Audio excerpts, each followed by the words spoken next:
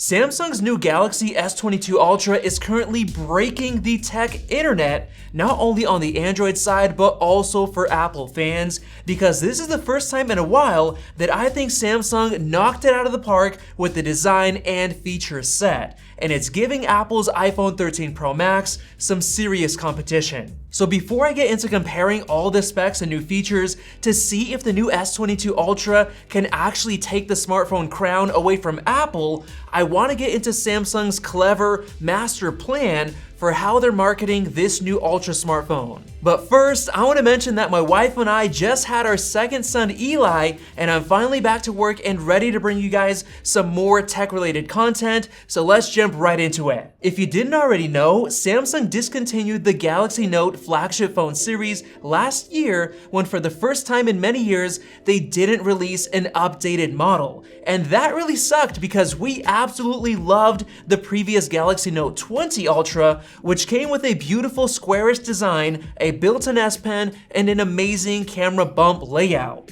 But last year, Samsung decided to release their two new foldable phones instead, the Z Fold 3 and the Z Flip 3. So they've basically made it apparent that their foldable phones have now replaced the Note series as their flagship. Because in reality, they already have two high-end smartphone lineups a year, the S series and the foldables. So doing all three, including the Note, would be too much. So they made just about the best choice they could have made, in my opinion. They simply took the Note design and rebranded it as the S22 Ultra with a design that's almost identical to the Note 20 Ultra. Now this is very clever because it sets the Ultra model apart from the lower end S22 models, which have a completely different design.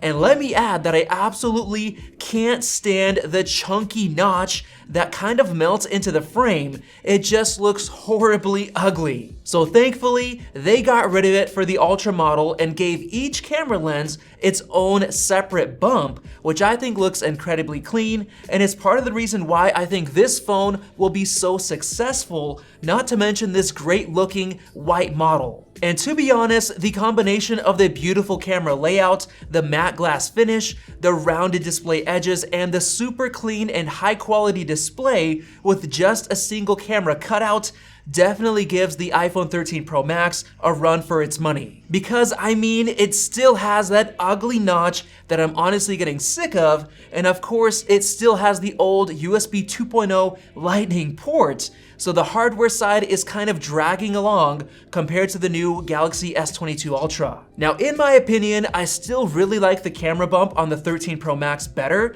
because of the whole three-step design that looks very clean and professional, but the new one on the Ultra looks very good as well. Now, the next thing I want to talk about is the cameras, and Samsung's honestly doing a very good job in this department.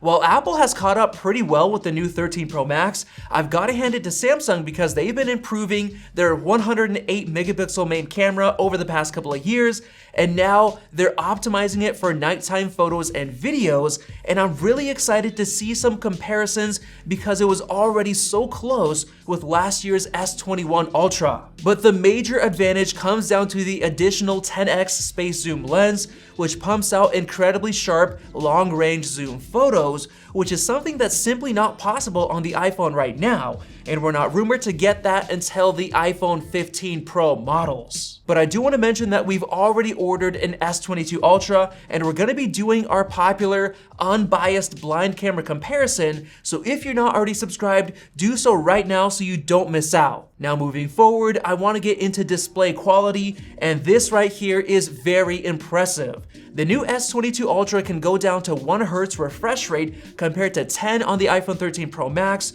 which allows it to save battery life while using things like always on display mode. But that's actually one of the things that's rumored for the iPhone 14 Pro model, so hopefully we get that later this year. But in terms of display quality, Samsung has one-upped Apple once again.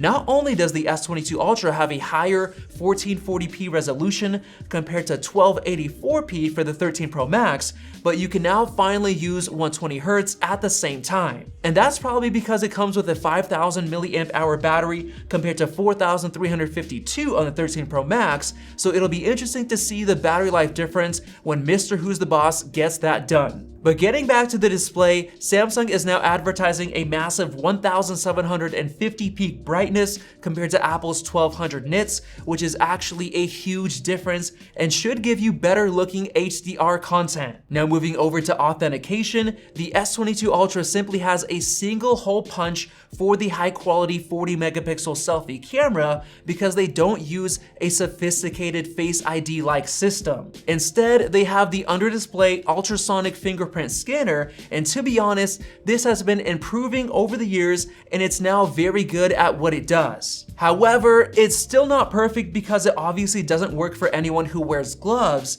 and it has issues when your fingers are wet or if it's really cold outside in the winter. And now I know Face ID on the iPhone has caused issues for a lot of people who wear masks, but Apple has finally updated it and fixed every single issue, now allowing Face ID to work perfectly fine with a mask on and even with glasses added on top of that. So it's honestly by far the best solution out there right now, being so much better than the fingerprint scanner on the Samsung flagship phones. But on a positive note, the S Pen now comes included and it fits into the body just like it did on the previous Note, so that's a really nice added bonus. But now getting into some of the other specs, I really like how it comes with Wi-Fi 6E and Bluetooth 5.2 compared to only Wi-Fi 6 and Bluetooth 5 on the iPhone, which honestly was a huge disappointment when Apple revealed it.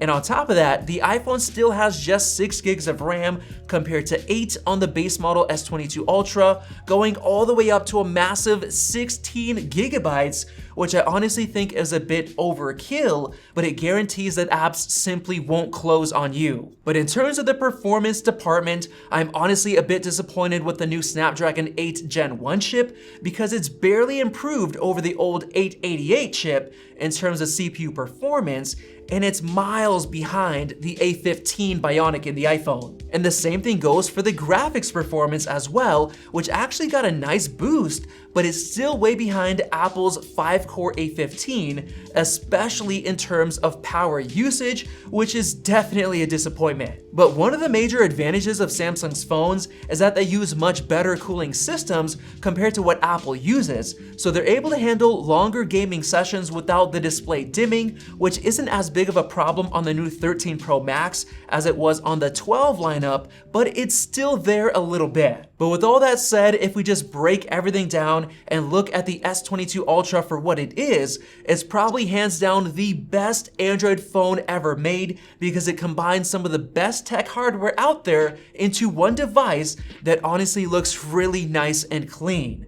But unlike the days of the past, this new flagship is actually $100 more expensive than Apple's 13 Pro Max, so it's gonna be a tough decision for people that are in the middle. And there are actually some really awesome iPhone features that you just can't get on a Samsung flagship, like MagSafe, which is one of my favorite iPhone features of all time, since it makes mounting it in my car so much easier, and I also love the new MagSafe wallet. And on top of that, Apple software has been getting so good recently that it's really hard to give up, especially with new features coming soon like Tap to Pay and even the digital license feature as well. So all in all, I think it's going to be a close one between these two, and it's really going to come down to both the display and camera performance, which we're going to be comparing very soon when we get our hands on this new phone. So if you haven't already subscribed, go ahead and click the circle above to do so right now, and definitely check out one of those two videos right over there.